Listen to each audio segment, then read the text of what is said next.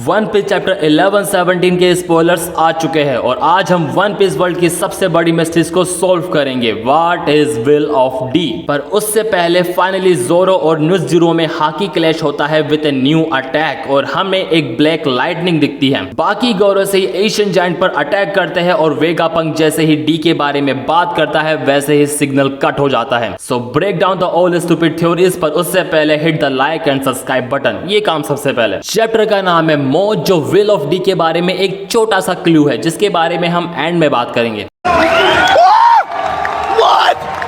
Chapter वहीं से start होता है जहां लास्ट वाला एंड हुआ था। हम दुनिया भर में वेगापंक के मैसेज के बारे में मोर रिएक्शन देखते हैं। फिर सीन आता है हैचिनोसु का, जो अभी ब्लैक बेल्ट पायरेट की टेरिटरी है। वहां हम कुछ पायरेट्स को देखते हैं जो समुद्र के नीचे खजाने को ढूंढ रहे हैं। हैचिनोसु में उन पायरेट्स में से 3 क्रैग, जिन और पल है। क्रैग और जिन पैनल के बैकग्राउंड में बाकी पायरेट्स के बीच चल रहे हैं। पल उस ग्रुप के साथ है जो समुद्र के नीचे खजाने की खोज करना चाहते हैं। क्रैग को हम लंबे बालों में देखते हैं और उसने अपने आर्मर का एक पार्ट भी पहना हुआ है। फिर सीन आता है मॉड ब्लांक क्रिकेट और सरुयामा अलायंस का। वो अपने जहाज में गोता लगाने और समुद्र के नीचे और अधिक रोमांस खोजने के लिए तैयार हो रहे हैं। Cut to the marine hospital जहां स्क्वाड के मेंबर्स आराम कर रहे हैं। वो घायल है लेकिन ठीक है, और कोबी भी जो है वो बिस्तर पर लेटा हुआ है लेकिन वो होश में है। फिर हम ड्रैग को देखते हैं जो वानो कुनी से वापस आ गया है। कुजाकू का कहना है कि उसने अकेले रहने के लिए कहा था, इसलिए वो प्रेजेंट में प्राइवेट रूम में ठीक हो रहा है। प्रिंस ग्रेस का कहना है कि वेगापंक मैसेज बहुत कुछ परेशान करने वाले कंक्लूजन तक ले जाएगा। कुजाकू उसे रिप्लाई देता है कि अब हमारे लिए रिएक्ट करने का समय आ चुका है। फिर हम काफी टाइम बाद स्मोकर को देखते हैं जो समुद्र पर अपनी बिलबर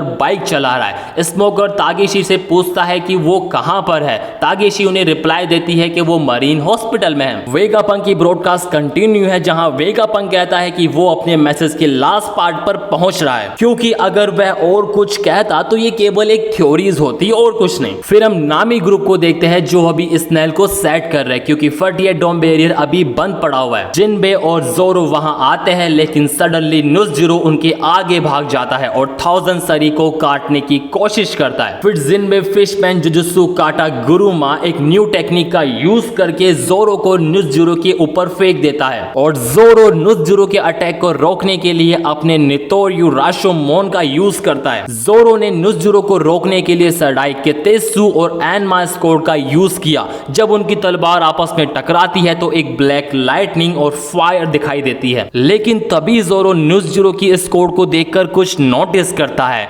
हाँ, कि तेत्सु। जोरो और नुज़ुरो दोनों ही इंपैक्ट से पीछे हट जाते हैं। जिनबे जोरो को पकड़ लेता है और तभी जोरो नामी ग्रुप को 1000 सनी को हटाने के लिए चिल्लाता है। जोरो कहता है कि जिनबे और मैं बाद में जहाज पर चढ़ेंगे। कट टू द एल्बफ शिप जहां हम देखते हैं कि कई जाइंट मरीन के खिलाफ लड़ रहे हैं। कई वाइज एडमिरल उनसे लड़ने के लिए आते हैं। ब्लू ग्रास सी बीस वेपन बीम से एल्बफ के जहाज में छेद कर देता है। डोल rock and roll blaster attack का यूज करके काशी को मार गिराती है। फिर हम लूफी, डोरी और बोर्गी को देखते हैं जो अभी तट के पास है, इसलिए वो एल्बफ के जहाज को उड़ान भरने के लिए चिल्लाते हैं। लूफी भी अभी अपनी नॉर्मल फॉर्म में है। लूफी अचानक से शॉक होता है कि वर्कुरी कहां चला गया, क्योंकि उसने उनका पीछा करना बंद नहीं किया था। सैटर्न, मार्स, जुपिटर और वर्क्यूरी ने एशियन जायंट रोबोट को घेर लिया है। तभी गोरोसेई को रियलाइज होता है कि ये वही रोबोट है जिसने 200 साल पहले मेरी जियोस पर अटैक किया था। गोरोसेई जैसे ही एशियन जायंट रोबोट पर छलांग लगाते हैं, हम वेगापंक का मैसेज देखते हैं जहां वेगापंक कहता है कि आखिरकार मैं दुनिया भर के उन लोगों के लिए एक मैसेज छोड़ना चाहूंगा जिनके नाम में डी है। एंड वर्क्यूरी वी लाइक तुम क्यों। जब वेगापंक ये सेंटेंस कहता है तो हम कुछ कैरेक्टर्स को देखते हैं जिनके नाम के साथ डी जुड़ा हुआ है। Monkey D dragon. साबो कहता है कि लूफी और एस। कोबी कहता है कि लूफी सामा वाइस एडमिरल गार। हम मार्शल डी टीच को भी देखते हैं। बेपो कहता है कि कैप्टन। तभी वेगापंक कहता है कि among you guys there is more. फिर हमें एक बस बस की आवाज आती है। दैट्स मींस की ब्रॉडकास्ट सिग्नल कट हो चुका है। मो एक जापानीज कैरेक्टर है जो वेगापंक के मैसेज के कट अलर्ट जाने से पहले शो होता है, जिसका मतलब मॉन्स्टर मून कुछ भी हो सकता है। बट इतना तो कंफर्म है कि इसका कनेक्शन विल ऑफ डी से तो है। लेकिन सडनली एशियन जायंट रोबोट वर्क्यूरी के हमले से हवा में उड़ जाता है और फिर जमीन पर गिर जाता है। रोबोट के कुछ पार्ट डैमेज है, लेकिन वो अभी भी वन पीस में खड़ा हुआ है। वर्क्यूरी कहता है कि इसे अभी बंद करो वेगापंक। वेगापंक का सिग्नल अचानक से गायब हो जाता है और दुनिया भर के लोग चौंक जाते हैं। वीवी और मॉर्गन भी शौक है। वीवी कहती है कि वो क्या कहना चाह रहा था। डी, क्या कुछ ऐसा है जो रिसेप्शन को रोक रहा है? चैप्टर के लास्ट पैनल में यार्क अपने घुटनों पर रुक जाती है और कहती है कि ये फाइनली रुक गया। चैप्टर यहीं पर एंड होता है और नेक्स्ट वीक कोई ब्रेक नहीं होने वाला।